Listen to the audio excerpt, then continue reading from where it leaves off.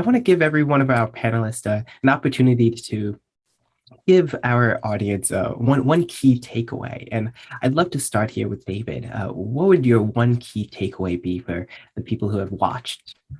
Yeah, well, we've learned through all of our work through the years, if you can name a problem clearly, particularly if they're created by human beings, we can fix them.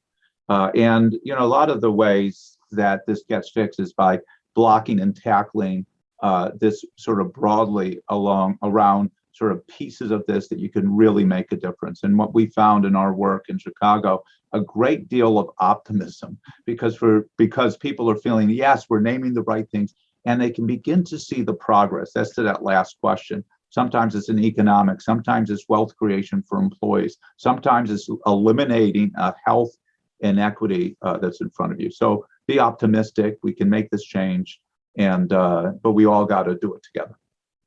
Thank you so much, David. Mary, if you would like to go next, what would your take-home message be? Yeah, my takeaway would be that if healthcare institutions can start regularly measuring actual patient experiences for racial and ethnic minority patients in their surveys by adding as little as one question about racism, that would be a really good start to start holding ourselves accountable with other quality measures that are already tracked. Thank you so much, Mary. Laurie? Great. I echo what David and Mary just mentioned. I mean, I think the one thing I'd like to add is that training is pivotal, and ultimately we need to build a more diverse healthcare workforce pipeline. I think that's really critical. Really ensuring how can patients provide routine feedback on experience of discrimination? How do we go beyond diversity training and have healthcare professionals be aware of their own discriminatory behavior and provide concrete actions against this? How do we expand our network of providers so that patients have choices within their communities to seek different types of providers, and diverse pipeline across all disciplines of healthcare, and really making sure that we have inclusion efforts to foster a racially sensitive culture. Thank you so much, Laurie. And Alden, final words, go right ahead.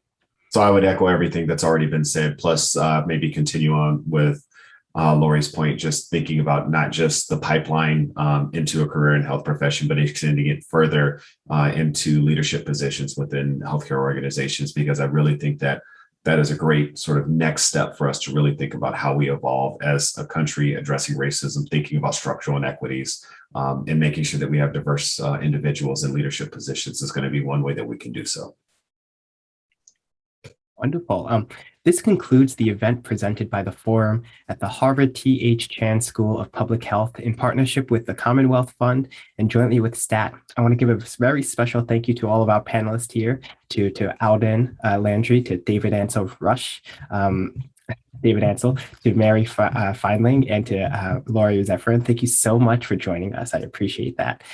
Should you need resources about this subject, please go to the Forum website at forumhsph.org. Thank you all so much for joining us today.